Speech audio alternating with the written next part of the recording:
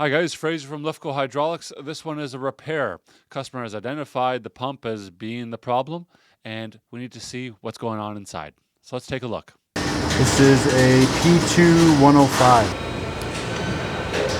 I do know, so with this, with these pumps, the torque control, it's got to go in last and come out first when you're taking it apart, because the way that it sits on the piston inside there, if I don't take this out and I go to pull this off, it'll actually get, the piston will get stuck on the horsepower. Oh.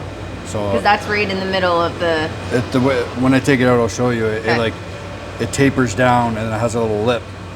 So that lip gets caught on here, and I've done it before, but then you gotta like compress it and have to turn it. It's not fun. So you always gotta take these out first. They do say, make a mistake, you'll never do it again. Yeah, exactly. Do you notice anything about looking at that oil? And like if you looked at like some like new oil versus... Oh, okay, yeah, that looks like it's like old and burnt. And... It looks burnt, right? Okay. Yeah. So hopefully the whole inside isn't going to be all varnished and stuff, because that happens too. Or maybe it will be. Or maybe it will be, yeah.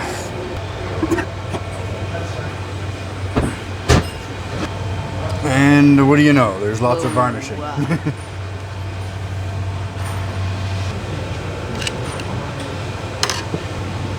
That doesn't look too bad.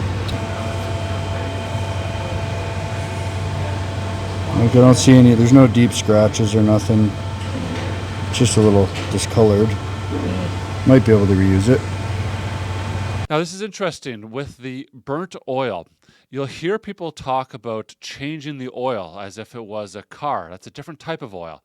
In that type of oil, the fluid absorbs the contaminants. It absorbs the water and the dirt and the wear. But hydraulic oil is different. Hydraulic oil does not absorb that.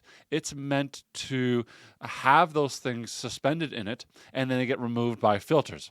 So you shouldn't need to ever change your hydraulic oil unless it gets burnt. Burnt oil is now no longer doing what it's supposed to be doing. It's doing something else. When it burns like this, you had the loss of, or the decrease of lubrication from the decrease in viscosity, so it becomes extremely thin when it gets too hot. But then it also starts to lose its lubrication properties, and that's what a lot of that varnish is. It's no longer a good lubricant, and you're going to see increased wear inside the pump. The bushing probably needs to be replaced. This is really varnished.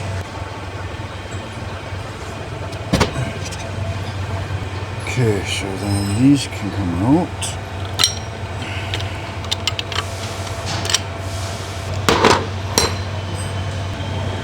Oh. Yeah. So I'm not even going to ask if that's pull off, because clearly you can't even move it. That's not moving anywhere. Wow.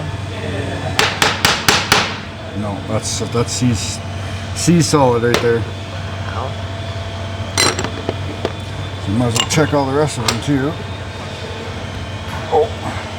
No. That one I was able to free up, but that's not supposed to be that tight. So would something like jammed up in like where the piston ball to the shoe is there? It could be that. It could have. I'm thinking shrunk because of the heat. I was gonna say it could be from overheating and shrinking, but what it looks like to me is all of them are like that. So I think that's a heating issue if I had to guess. I don't think we've ever seen that before. No. Yep. Every single one. And they're supposed to freely move. They're supposed to be like that. There you go. So one of them. One of them. The pistons were seized. I think there's probably a loss of lubrication as well. It wouldn't be like a poor suction characteristic or inlet to case differential that would produce that. Those, that type of thing would be something more the pull off, where they're constantly being compressed and stretched, and so the pull off after a long period of time becomes great. In this case here, it was likely that it was high pressure, loss of lubrication, producing quite a bit of heat inside there that would only exacerbate, only make the problem worse. Okay, so I gotta take this off and this off.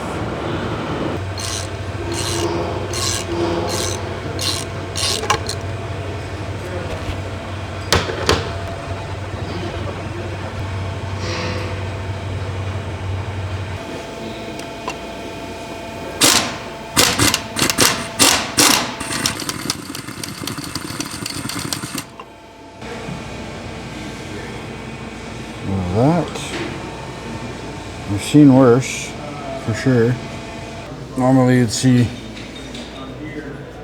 wear right along the outsides here. I don't see any wear on there really.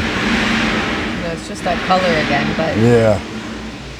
And at the end of the day, like, if you can clean it up pretty well, and like that's just discoloration for a lot of stuff. Like, you can reuse that, I would say. You can probably polish that, clean it up, and reuse it. yeah. Oh yeah, I was gonna show you. Oh yeah, how it gets stuck. Yeah, so if you don't take that horsepower control out, this will come up and it'll hit that. And actually, if this is weak and it does that hard enough, it'll shear the end of this right off. So yeah, we always remember Take that out first. take that out first. Okay, so now.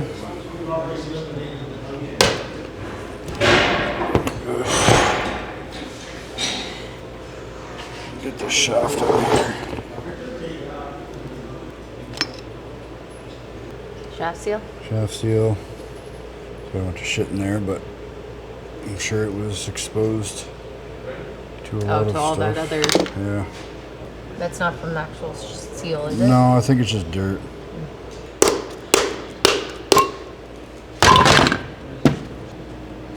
There's a big ridge there.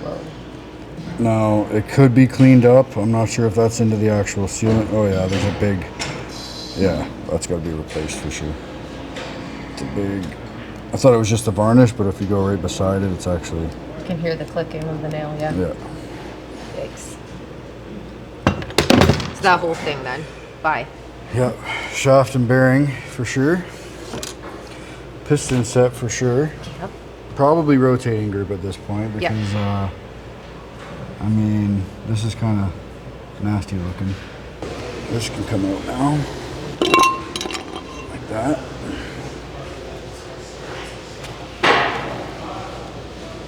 Yeah, varnishing, that can be lapped. Cleaned and lapped, I would say, could be reused. This is all free still. No damage on there.